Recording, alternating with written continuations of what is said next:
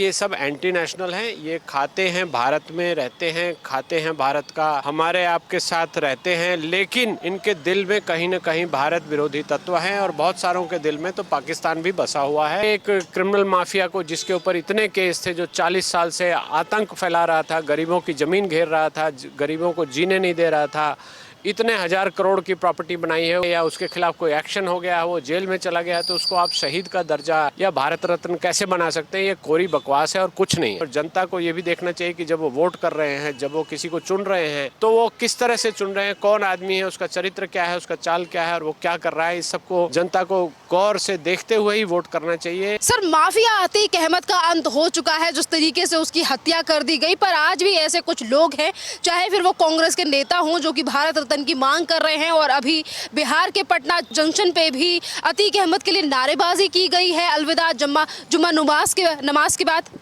हाँ, ये देखिए, ये एक विचारधारा है। अतीक अहमद तो एक आदमी था, जो माफिया था, वो मारा गया, लेकिन जो विचारधारा से जो भी लोग स्लीपर सेल के रूप में काम करते हैं, जो एंटी नेशनल हैं, जो भारत विरोधी हैं और जो कहीं न कहीं पाकिस्तान से जुड़े हुए हैं, ये ऐसे लोगों का कारनामा है और ये हमेशा ऐसे करते रहेंगे।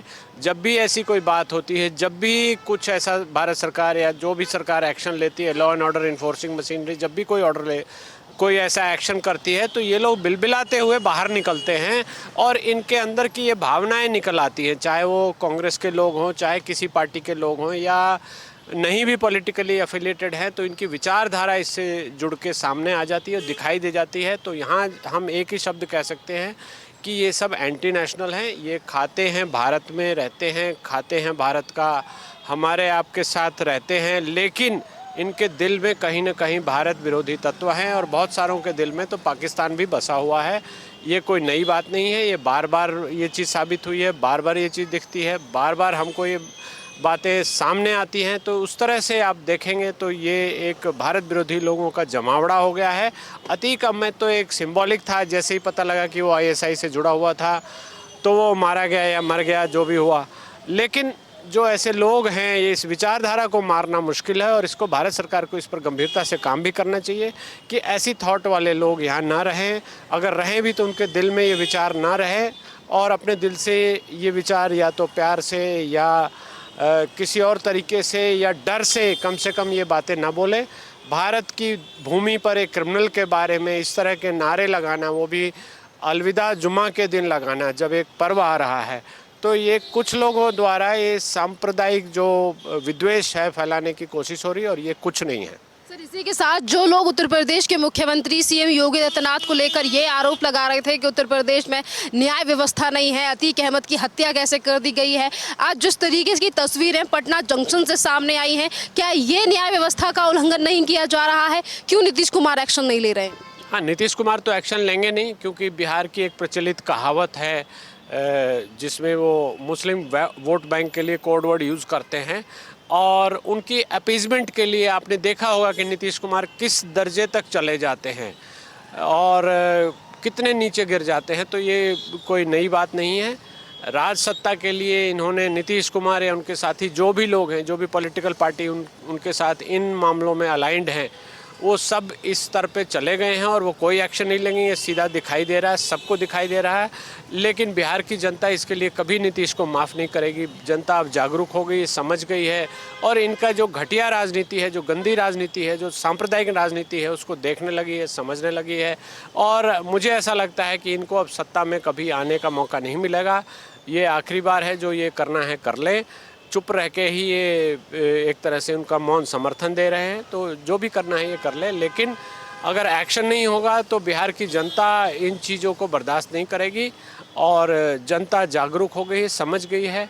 जो भी सांप्रदायिक रूप से विद्वेष फैला रहे थे, धार्मिक रूप से फैला रहे थे, जातीय रूप से फैला रहे थे, वो सब अब ख़त्म हो जाएगा और बिहार की जनता इनको अब कभी माफ़ नहीं करेगी। ये शायद अब कभी पावर में नहीं आएंगे और इनके साथ बहुत ही बुरा हश्र होना चाहिए और होगा भी, ऐसा मुझे लग रहा है। इसी के साथ अगर हम बात करें, अतीक अहमद के आतंक के 40 साल से ज़्यादा रहे, और सर आपको भी पता होगा कि जिस तरीके से जज और एडवोकेट जो हैं वो अतीक अहमद के खिलाफ भी कोर्ट नहीं फैसला को जो है वो जंग लड़ाई नहीं लड़ते थे, जज अपना फैसला नहीं सुनाते थे।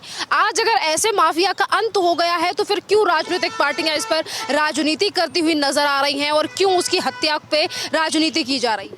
देखिए, ये सीधी सीधी सी बात है कि जो भी लोग ऐसी बातें बोल रहे हैं वो कहीं ना कहीं अतीक अहमद से जुड़े हुए थे, अतीक अहमद की विचारधारा से जुड़े हुए थे। अतीक अहमद तो चलो एक सिंगल आउट हो गया, मारा गया, जो भी हुआ, लेकिन उन्होंने ऐसा नेटवर्क, ऐसे लोगों ने, ऐसी पार्टियों ने ऐसा एक नेटवर्क फैला रखा है, ऐसा एक नेटवर्क बना रखा है जिसमें एंटी इंडिया एस्टैब्लिशमेंट को वो चला रहे हैं। भारत विरोधी तत्वों से, भारत के जो विदेशी तत्व हैं, जो भारत का विरोध करना चाहते हैं, जो भारत का बर्बाद करना चाहते हैं, उनके साथ हाथ मिलाकर ये काम कर रहे हैं और उनके साथ, उनके इशारों पर ही ये हमारे देश में रहते हुए हमारे देश की कानून व्यवस्था को, हमारे देश के संविधान को, सबको ये खोखला कर रहे हैं, ठेंगा दिखा रहे हैं। और जब भी इनका अनुपालन होता है या जब भी इनका पालन होता है तो ऐसे लोग छाती पीटते हुए सामने आ जाते हैं कि ये गलत हो रहा है, ये नहीं होना चाहिए, या ये इनको भारत रत्न दो, इनको शहीद दो। अरे एक क्रिमिनल माफिया को, जिसके ऊपर इतने केस थे, जो 40 साल से आतंक फैला रहा था, गरीबों की ज़मीन घेर रहा था, गरीबों को जीने नहीं दे रहा था, इतने 1000 करोड़ की प्रॉपर्टी बनाई है, या उसके खिलाफ कोई एक्शन हो गया, वो जेल में चला गया, तो उसको आप शहीद का दर्जा या भारत रत्न कैसे बना सकते हैं? ये कोरी बकवास है और कुछ नहीं है। सर इसी के साथ एक तरफ अतीक अहमद और अतीक अहमद के बेटे को लेकर राजनीतिक पार्टियां राजनीति कर रही हैं, तो वहीं दूसरी तरफ समाजवादी पार्टी के नेता हैं आईपी सिंह, उन्होंने तो ये तक कह दिया कि एक बेवा, यानी कि जिसका पति मर चुका है, उसको तंग किया जा रहा है, यानी कि शाइस्ता, जो कि एक क्रिमिनल रिकॉर्ड वाली महिला है, जिसके ऊपर उत्तर प्रदेश की पुलिस ने 50,000 रुपये का इनाम भी रखा है उसे पकड़ने के लिए, उसे भी बचाया जा रहा है। हाँ, ये बचाया जा रहा है और उन सज्जन को सबसे पहले शाइस्ता को बोलना चाहिए कि आप जाकर सरेंडर कीजिए, कानून का सम्मान कीजिए, और कानून आपको ढूंढ रहा है तो कानून के सामने जाकर सरेंडर कीजिए और कहिए कि मेरे खिलाफ क्या आरोप है, मुझे सिद्ध करने का, मेरे ऊपर आप सिद्ध कीजिए, मुझे डिफेंड करने का मौका दीजिए। तो वैसा करने की बजाय ये सिर्फ कुछ लोगों को मोहरा बनाकर, अतीक अहमद जैसे लोगों को मोहरा बनाकर अपनी सांप्रदायिक राजनीति की रोटियाँ सेक रहे हैं और कुछ नहीं कर रहे हैं। कोई बेवा हैं या स्त्री हैं तो उनको हेल्पलेस क्यों बताया जा रहा है? जब कानून उनको ढूंढ रहा है, उनके ऊपर 50,000 का इनाम दिया गया है, लगाया गया है, तो वो उनको सबसे पहले एडवाइस ये करना चाहिए कि आपको शाइस्ता जी, आपको समझ नहीं है इन चीज़ों की, आपको बरगला रहे हैं लोग, आप कानून से ऊपर नहीं है, संविधान का सम्मान कीजिए और जाकर कोर्ट में सरेंडर कीजिए या कानून के समक्ष आप जाकर पेश होइए। ऐसा करने की बजाय ये लोग उल्टी सीधी बातें कर रहे हैं, उल्टे सीधे एडवाइस कर रहे हैं, उल्टे सीधे स्टेटमेंट दे रहे हैं। तो ऐसे लोगों को भारत विरोधी नहीं तो और क्या कहा जाएगा? ये एक बहुत बड़ा सवाल है और इस सवाल पर सबको गौर करना चाहिए, सबको देखना चाहिए कि कौन से लोग हैं और किस तरह की हरकत कर रहे हैं, किस तरह की मेंटलिटी इनकी है और किस तरह ये हमारे देश को कहाँ लेकर जाएंगे। जिन राज्यों में जिस तरीके से, चाहे फिर वो हंगामे हो रहे हों या फिर अलग अलग राज्यों में वायलेंस हो रहा हो, आज उन्हीं राज्यों के मुख्यमंत्री जो हैं वो सीएम योगी आदित्यनाथ का इस्तीफा मांग रहे हैं।